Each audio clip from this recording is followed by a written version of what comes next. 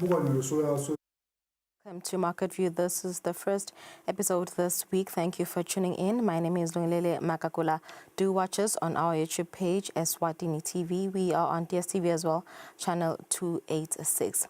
2 weeks ago, the Ministry of Agriculture announced the suspension of the movement of livestock following the outbreak of the foot and mouth disease in some parts of the Eswatini region, including Sihlutse, Hlatikulu, and Lavumisa. This suspension caused the Eswatini can no longer export beef.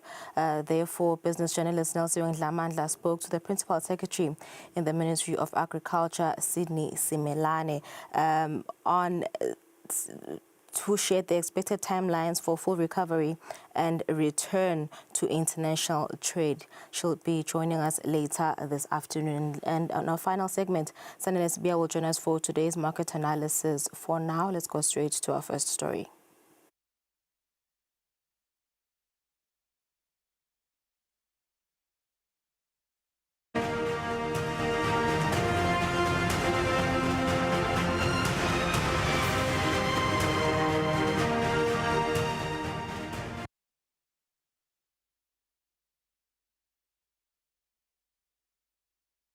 And for our first story, the Eswatini Investment Promotion Authority is calling on local, small and medium enterprises to seize a golden opportunity. The authority has officially issued 8 tenders in preparation for this year's International Trade Fair. Manager of Domestic Trade and Promotion, Sipesihle Nkabinze, says the move is part of APA's drive to ensure full participation of small-scale businesses in the build-up to one of the country's biggest trade events. It is our objective basically to say, or an obligation to say, everything that we bring forth in terms of business as the Eswatini Investment Promotion Authority through the Eswatini International Trade Fair. We have to make sure that the procurement process is addressed by local SMEs. Hence, we have sent through our SPRA platforms that we are opening these tenders for the Eswatini International Trade Fair for the participation of the local suppliers. So we are expecting a show up in terms of local traders to be part of vendors or part of suppliers for the Eswatini International Trade Fair. We've opened for air conditioning, we've opened for mobile toilets, just to name those 2, but in total there are 8. So I think we are expecting a positive response from our local traders or Eswatini traders. Non-performing loans saw a slight break in March 2025, dipping by 4.3% month-on-month to 1.3 billion malengeni. But the relief may be short-lived compared to the same time last year. And NPLs are still up by a concerning 14.7%, according to the central bank's latest monetary policy statement. Meanwhile, the Bankers Association remains optimistic. They say falling interest rates could ease the burden on borrowers, making it easier for customers to repay their debts and prevent further defaults. The latest monetary policy statement by the Central Bank of Eswatini puts the prime lending rate on loans extended to individuals and businesses to 10.25% from 10.5%. The interest rate has been reduced from 7% to 7.65%. The Eswatini Bankers Association has reacted to this news, saying it will bring the much-needed relief to customers. The Chief Executive Officer, Zakhele Lukhele, has also commented on the non-performing loans, which have increased year on year. The bank rate, which is set by the central bank, normally regulates the interest rates in general. The bank rate is the rate at which the banks can borrow from the central bank at some people call it as the repo rate or the discount rate. That rate normally guides what banks set as the prime rate. The prime rate is the rate at which banks lend to their best customers. So the current repo rate is 6.75. The prime rate is now going to decline from 10.5 to 10.25. I think we've already seen some announcements from the banks to that effect, in which case they are following the guidance which is normally taken from what the central bank does when they move the repo rate in certain directions, whether it's up or down. So with the prime rate going down to 10.25, the banks normally expect the amount of lending to customers to increase because now the money becomes cheaper for the customers. So normally for the economy as well, it means there's growth because businesses can borrow to invest more or to expand their operations, or some to establish new operations. And normally when interest rates go down as well, the effect is also on the savings side. So people look for alternative ways of making money.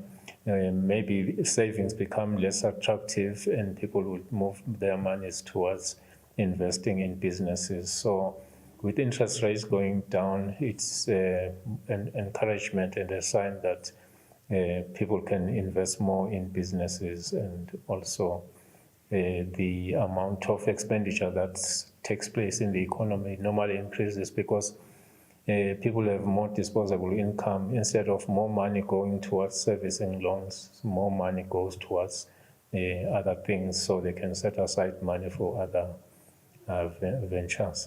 Asked to comment on the latest monetary policy statement, Acting Business Eswatini's Chief Executive Officer Moses Siyaya says these interest rates should ease credit access for small and medium enterprises and large firms, supporting investment in expansion, equipment, and job creation.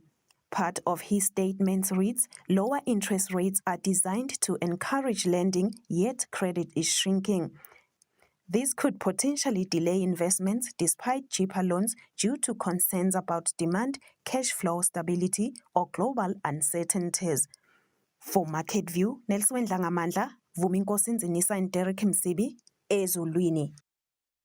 And that's it for our business news. Thank you for staying with us. After the break, business journalist Nelson Siwe sits down with the Principal Secretary in the Ministry of Agriculture. Stay with us.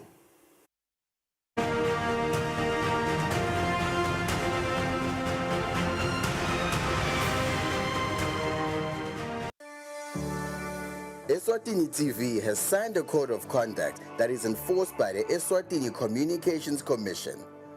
We are committed to reporting news that is accurate, comment that is fair, and programming that does not amount to hate speech or the description of gratuitous violence or explicit sex. For any complaints of our programming, please contact us on 2411-9600 or email info@eswatinitv.co.za. You can also contact the Eswatini Communications Commission on 2406-7000 or write a letter to ECCOM on PO Box 7811 Mbabane. Email address is info@ecom.org.za.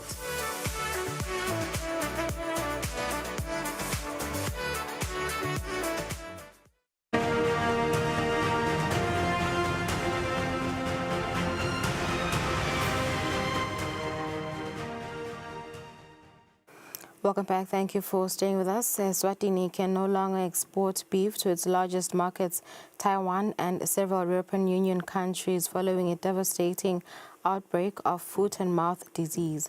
This comes as a major blow to the country's economy, with the beef industry contributing over 2% to the national gross domestic product, according to the International Trade Administration. In response, government has allocated 40 million emalangeni to contain and eradicate the disease. The big question remains how long before the country can resume exports. Business journalist Nelson Dlangamandla spoke to Principal Secretary in the Ministry of Agriculture, Sydney Simelane, who shared the expected timelines for full recovery and return to international trade. PS, welcome to Market View. Last month, the Ministry of Agriculture reported that the country currently has cases of foot and mouth disease, which is such a huge blow, especially for the beef industry, the companies that are exporting Can you first explain to us the current status of the disease in the country? The status of the foot and mouth disease in the country is that on the 12th of May, it was discovered that some cattle in the Eswatini region, especially around Mukakweni, were found to have indications that they have a foot and mouth disease. So we immediately took samples, blood samples, and we went for testing. And when the results came back, we found that 5 of those cattle tested positive for foot and mouth disease. Now, this is a big challenge because what it means is that according to some of the regulations and rules that we use for selling or exporting beef in the country, they require that immediately we discover that there is a foot and mouth disease in the country, all sales come to a stop. We are very sad to say that to the business community, especially those who are exporting out of the country, that they had to stop there and there the exports, and we had to continue with our surveillance exercise and check what is going on. One can also state that after finding foot and mouth disease in the Mukakweni area, we tried to be careful within the Eswatini area and find other possible areas where the disease could have gone to.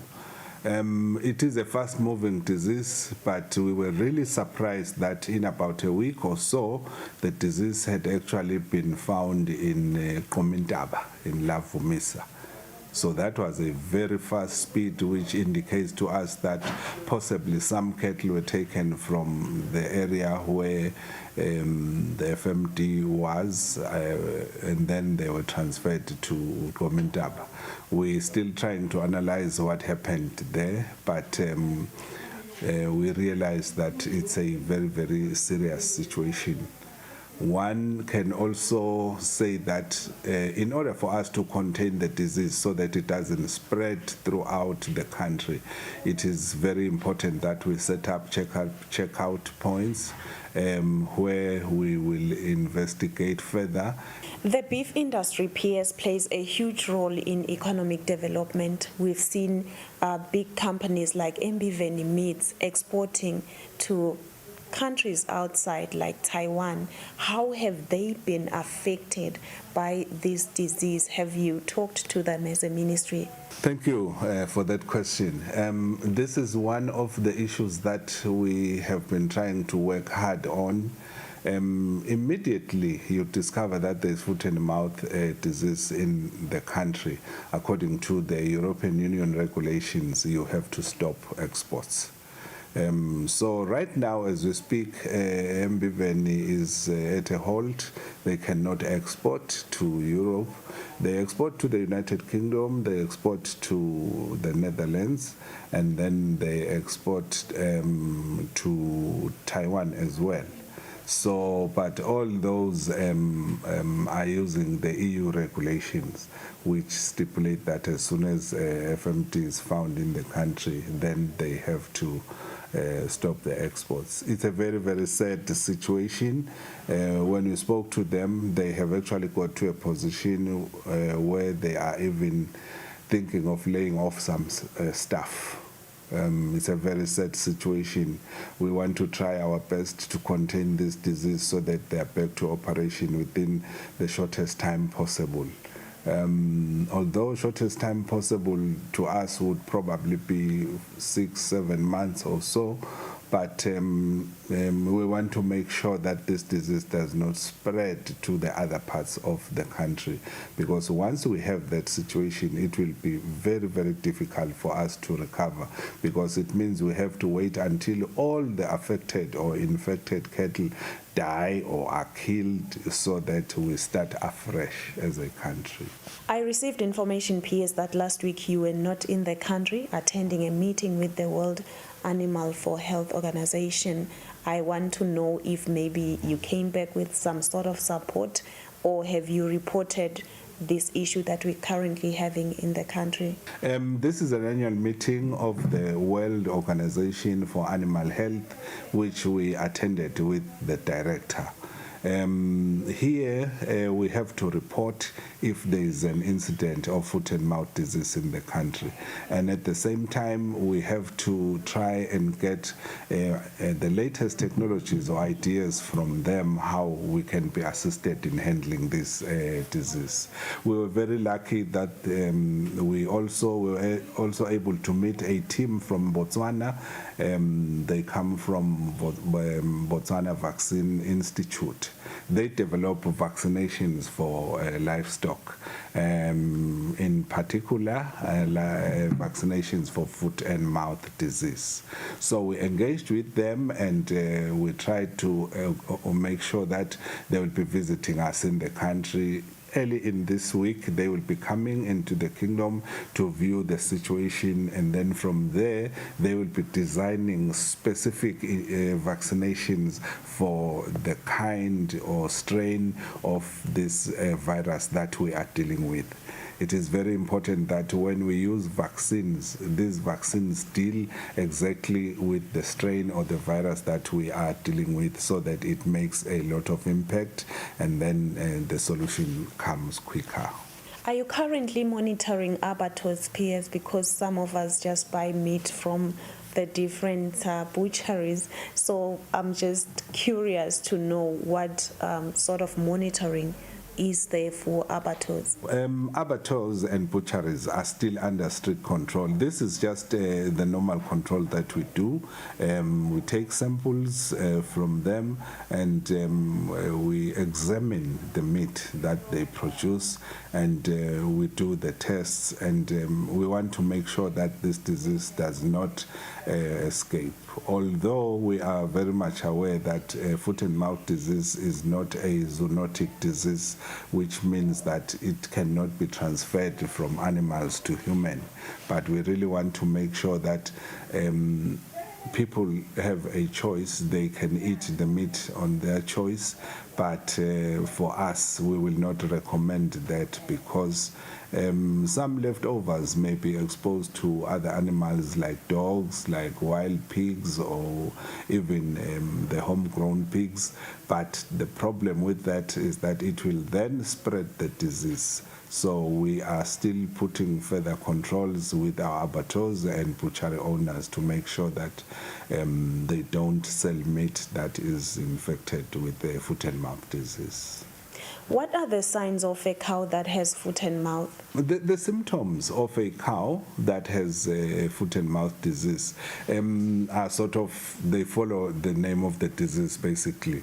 If you look in the mouth, especially in the tongue, it will have lesions, it will have some growth in there, which after about 3 days it will just burst, and then it will cause wounds. Now, because of those wounds, then the cow will not be able to eat, and it will just spend most of its time lying on the ground. Secondly, you can check between the hooves. What you will realize is that those blisters will also be there, which after about 3 days again will burst, and then they develop these wounds. So the cattle or the cows, you will see them by limping, and they will be oozing saliva in their mouths because of this infection. So those are the two main observations that you'll be able to see. PS, foot and mouth is deadly, and the ministry has always known that South Africa has foot and mouth. You've always known that you had to protect Eswatini from getting foot and mouth. Would you say as a ministry you have done enough to avert the current situation, to ensure that Eswatini doesn't find itself in this situation that we are in right now? Okay. Yes, this is a very difficult situation. In order for us to be able to say we have covered every possible means to make sure that we cannot get this disease, it's a very, very complicated process. First of all, we need to make sure that all our international boundaries are up and working. Now, if you look at the Lubombo region, where the disease was very popular in the past, we have what we call cordon fences.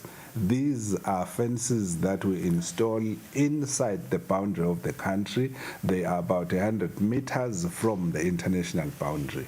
We wish we could have those fences throughout the boundary of the country, but clearly for reasons of resources and other challenges, we may not be able to do that. So what we tend to do is that we put people who will be guarding or walking around these cordon fences or the international boundaries to make sure that we don't have animals coming from our neighboring countries or our animals going to neighboring countries and coming back.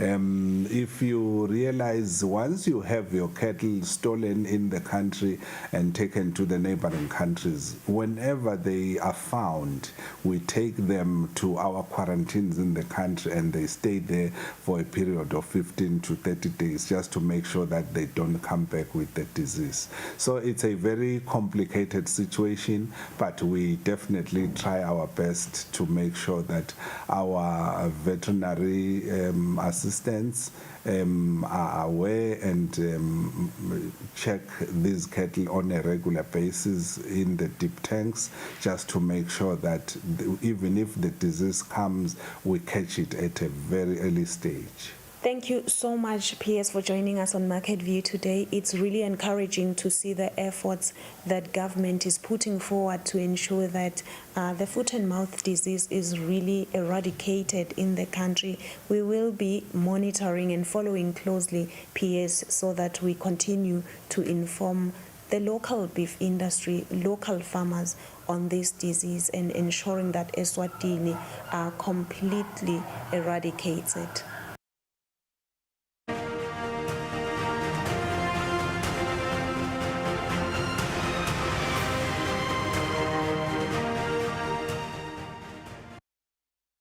Welcome back. This is the final segment of Market View. We are now joined by Sanile Sibia for today's market analysis. Sanile, very good afternoon. We have about 8 minutes for today's market analysis. Let's just get straight into it. Looking at the international markets, starting with the U.S. Markets still on edge. Good afternoon, Lungelele. Yes.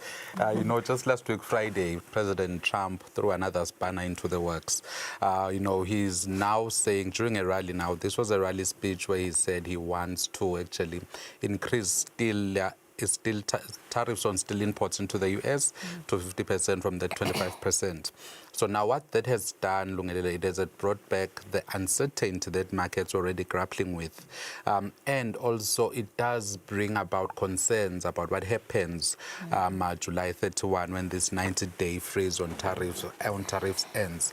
So that's why we're seeing markets really in the U.S. ending the week on the red, with just the Nasdaq the only one that performed that seemed to close on the green on Friday, purely because everyone is just waiting to see what is going to happen in terms of those tariffs. And right now, it brings to the mind the issue of is President Trump going to keep true to his de-escalation agenda when it comes to trade with China, because we've already seen China come out to say, but now you guys are reneging on your promises. You are now bringing in new tariffs when we thought everyone was trying to negotiate and come up with a new deal. So same thing going up across the board. Europe is also now busy trying to come up with tariffs out to the counter tariffs should President Trump keep true to his promise to the steelmakers in the U.S. The U.K., we've seen numbers coming out with the steelmakers. They're really worried and not knowing what's going to happen. But now, if this 50% does come through, it is going to have quite a market impact on the markets.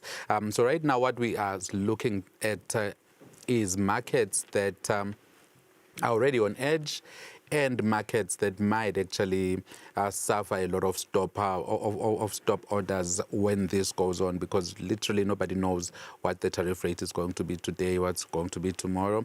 We don't want to order a commodity today, and then by the time it gets to the US, everything else has changed. That there's a new tariff, and there's a lot of that's happening, and markets are somehow trying to weigh in on that and see what's going to happen. But the mood is not at all a good one across the globe, because we really are not sure what is going to happen. And it also brings to mind the issue of why are countries even trying to make deals when you are going to be sitting making a deal and then there's a new variable that is now ongoing. So what we're looking into right now and worried about is we're kind of watching out to see if this was just a campaign rhetoric, or if indeed President Trump is going to keep true to that. So we've seen that carnage on Wall Street, with only the Dow Jones Industrial Average only just ticking up a bit, because it does trace those steel makers and those other other entities that would benefit from a steel tariff. You move on to Europe again, so it's all in the red, purely because, again, markets are on edge. Nobody knows what is going to happen. The steel makers across the globe are worried. They don't know what is going to happen. They are worried about orders and all of those things. But what suffice it to say is the U.S. imports a lot of their steel from Canada and a bit from Europe, but not much from China. So this is just movements we're waiting to see. And London, more especially, is a bit more confused because they are the ones who already have a deal with President Trump, so we don't know what is going to happen now. But if you look into Frankfurt, the DAX has actually lost 106 points there, purely because the DAX is a major manufacturer of steel and quite a number of other commodities. So those news, that uncertainty really does creep into the German economy by quite a huge magnitude. Coming into Asia, again, we are seeing that carnage staying true in the markets. We do know that it's the Day of the Dragon in the mainland, so we don't have numbers coming through from Shanghai. But when you're looking at what's happening in Hong Kong and in Tokyo, the markets are actually just responding to that, with the Nikkei losing some 400 points back on the 37,000 mark. So we're seeing the Nikkei really struggling to get back to that 42,000 type of level that it was in, just in the start of April before the tariff carnage. So really, the Nikkei is just trying to find some semblance of normalcy and some semblance of sense of certainty to work with. And we're seeing in the Hong Kong also losing a bit of ground, because we don't know what this means for the broader trade policy of the United States of America. Again, South Africa is feeling the same. You do know that South Africa is actually a resource-based economy. So if Trump goes after the resources, the Johannesburg Stock Exchange is actually going to suffer. But we're seeing that staying still on that 94,000 mark. So we're still seeing some optimism in the markets, but the issue to deal with this threat continues to worry South Africa, and it should actually worry South Africa even further, given the state of relations between Pretoria and Washington. So coming into Eswatini, we've not seen any changes. But when you look into the commodities, they do tell the story of what we are seeing in the markets today.